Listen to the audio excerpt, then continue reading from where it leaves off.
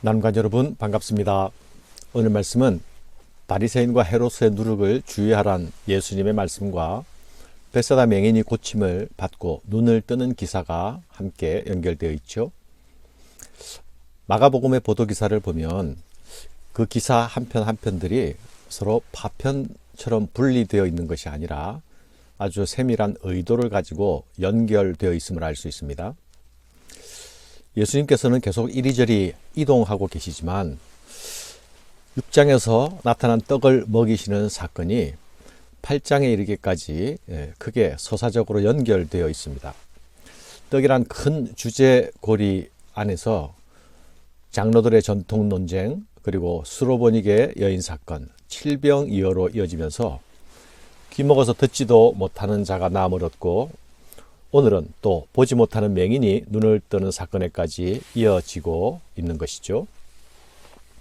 예수님께서 광야에서 많은 사람들을 먹이시는 사건은 단순한 무료 급식 사역, 긍휼 사역의 의미를 넘어서는 것입니다.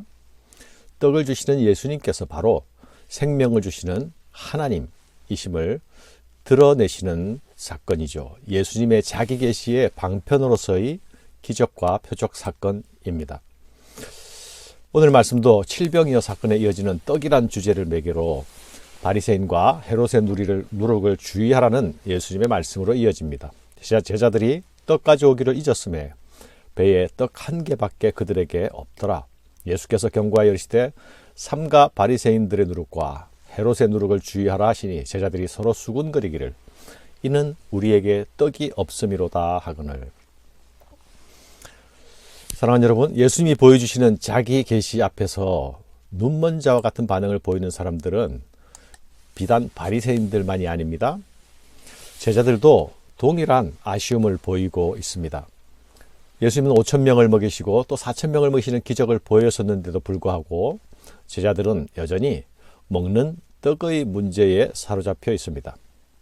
떡을 가져오는 것을 잊었다는 것이죠. 떡이 한 개밖에 없다고 걱정합니다. 제자들은 아직도 예수님의 신적 능력으로 우리를 공급하시는 분이라는 사실에 대한 믿음에는 이르지 못하고 있습니다. 제자들은 계속 공간적으로 함께 있긴 하지만 하나님의 아들 예수, 그가 과연 누구신가에 대하여서 집중하지 못하고 있음을 봅니다. 그래서 제자들은 이 강력한 이적을 행하시는 예수님을 자랑스러워할 수는 있었겠지만 이 예수님이 바로 이 땅에 오신 하나님, 전능하신 분이라는 사실 안에서 평안을 누리고 있지는 못한 것입니다. 여전히 육신의 떡의 문제에 집착하고 있는 모습이 바로 그것이죠. 예수께서 아시고 이르시되 너희가 어찌 떡이 없으므로 수군거리느냐. 아직도 알지 못하며 깨닫지 못하느냐. 너희 마음이 둔하냐. 너희가 눈이 있어도 보지 못하며 귀가 있어도 듣지 못하느냐. 또 기억하지 못하느냐. 내가 떡 5개를 5,000명에게 떼어줄 때에 조각 몇 바구니를 거두었더냐. 이르되 12이니이다. 또 7개를 4,000명에게 떼어줄 때에 조각 몇 광주리를 거두었더냐. 이르되 7이니이다. 이르시되 아직도 깨닫지 못하느냐 하시니라. 제자들을 향한 예수님의 안타까움이 너희가 아직도 알지 못하느냐, 아직도 깨닫지 못하느냐라는 말씀으로 나타나고 있죠. 이런 상황 가운데서 예수님의 경고가 제자들을 향해서 주어집니다. 그것은 바로 바리새인과 헤롯의 누룩을 주의하라는 말씀입니다. 여기서 누룩은 악한 영향력입니다. 그러나 그 영향은 또한 퍼져나가는 것이고 변질시키는 강력한 것이기도 합니다. 누가복음에서 누룩은 바리새인들의 외식을 드러내는 용도로 사용되었습니다. 예수께서 먼저 제자들에게 말씀하여 이르시되 바리새인들의 누룩 곧 외식을 주의하라. 마태복음에서는 누룩이 바리새인과 사두개인의 잘못된 가르침으로 사용되었습니다. 마가복음에서는 이 누룩의 의미가 분명하게 묘사되어 있지는 않지만 문맥을 통해서 살펴보면 그것은 예수 믿기를 완고하게 거부하고 예수를 배척하는 자들을 향해서 사용됩니다. 안식일에 손 마른 자를 고치셨을 때 그들은 그 이적을 일으키신 주님을 보지 않고 예수를 죽일 음모를 꾸미지 않습니까? 예수님은 수많은 이적들을 행했지만 그것을 그들은 보았음에도 불구하고 하늘로부터는 또 다른 표적을 구합니다. 예수님은 자신이 메시아이심을 표적을 통해서 나타내시고 계시지만 그들은 믿기를 거부하는 것입니다. 헤롯은 어떻습니까? 그 역시 바리새인들처럼 예수님이 행하시는 기적을 들었을 때에 믿음으로 나아가는 반응이 아니라 두려움과 적대감으로 향하였죠. 그는 예수님을 죽은 세례요한의 부활로 오해하기도 했습니다. 그는 세례요한의 옳은 경고의 말을 듣자 그를 죽여버렸습니다. 이들의 누룩은 달을 가리키는 손가락을 보고 달을 쳐다보는 것이 아니라 손가락의 문제를 가지고 트집 잡고 또 그 의도를 왜곡하고 또 오해하는 것을 말합니다. 이것은 바로 완악함의 누룩이요 또 거부의 누룩이요 배척의 누룩입니다. 너희가 어찌 떡이 없으므로 수군거리느냐? 아직도 알지 못하며 깨닫지 못하느냐? 너희 마음이 둔하냐? 제자들이 집중해야 할 것은 무엇입니까? 바로 예수 그리스도의 하나님 되심입니다. 그런데 제자들의 관심사는 아직도 육신의 떡에만 머물러 있죠.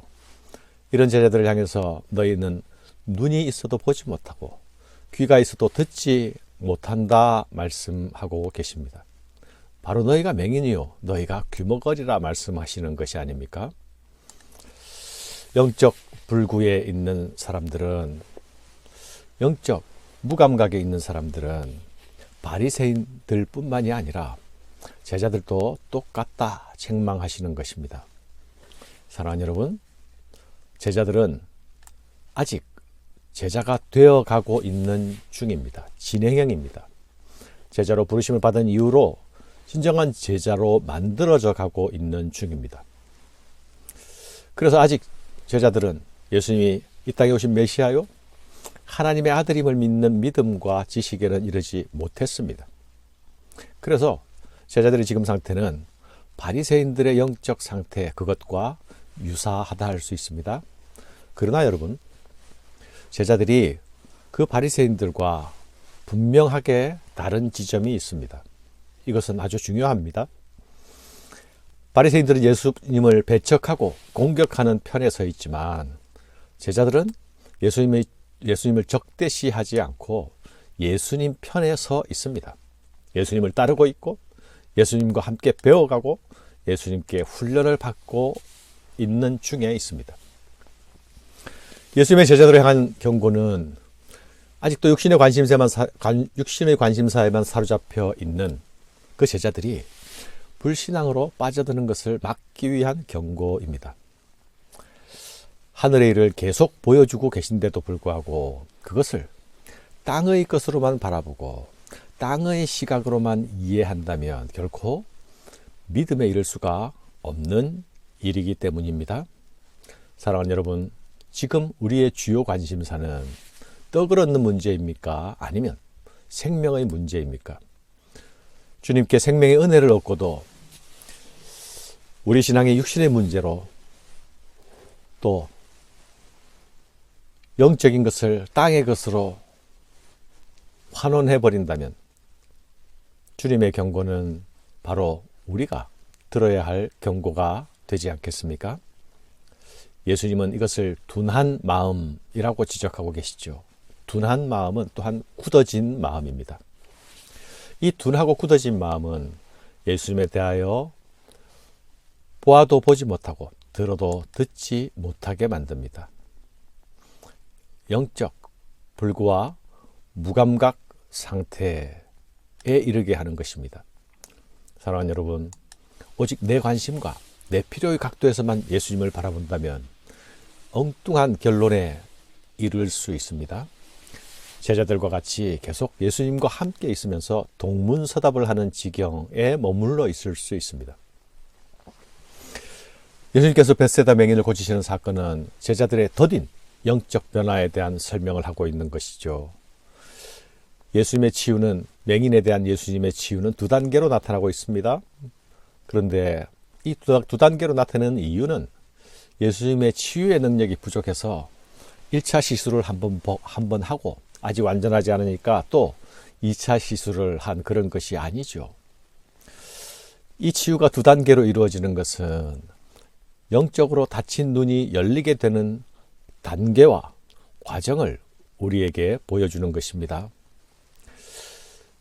눈먼 자가 눈을 뜰 때에 처음에는 희미하게 나무 같은 것들이 보였습니다. 그러나 다시 안수하시니 이제는 모든 것이 밝게 보였습니다. 아무것도 보이지 않는 단계에서 희미하게 보이는 단계로 나아갔다가 마침내 밝히 보게 되는 치유 과정을 우리에게 보여주고 있는 것입니다. 사랑하는 여러분, 이 단락은 마가복음의 전반부 마지막 단락입니다. 제자들은 아직 완전히 밝은 눈을 가진 상태가 아닙니다. 영적인 눈이 떠져가는 과정이지만 아직 희미한 상태입니다. 그래서 오락가락합니다. 하지만 예수님은 이들과 함께 하실 것입니다. 죽기까지 이 제자들과 함께 하실 것입니다. 제자들은 모든 것을 보고 듣고 마침내 환하게 보는 단계에 이르게 될 것입니다. 사랑하는 여러분, 오늘 우리의 영적 시야는 어떻습니까? 우리는 하나님 나라를 보는 밝은 눈, 환한 눈을 가지고 있습니까? 아니면 반만 열린 희미한 침침한 눈을 가지고 있습니까? 아직 우리의 눈이 환하게 밝지 않은 상태라도 절망할 이유는 없습니다. 깜깜했던 우리의 눈을 희미하게라도 열어주시는 분이 주님이시라면 우리의 눈이 밝히 열릴 때까지 주께서 우리 눈을 만져주시고 안수하여 주실 것입니다. 그러나 우리 눈이 열리기까지, 밝게 되기까지 아직도 깨닫지 못하느냐 하시는 주님의 그 답답하심과 안타까우심, 그리고 인내와 기다림이 있다는 사실을 기억하는 아침 되기를 바랍니다. 감사합니다.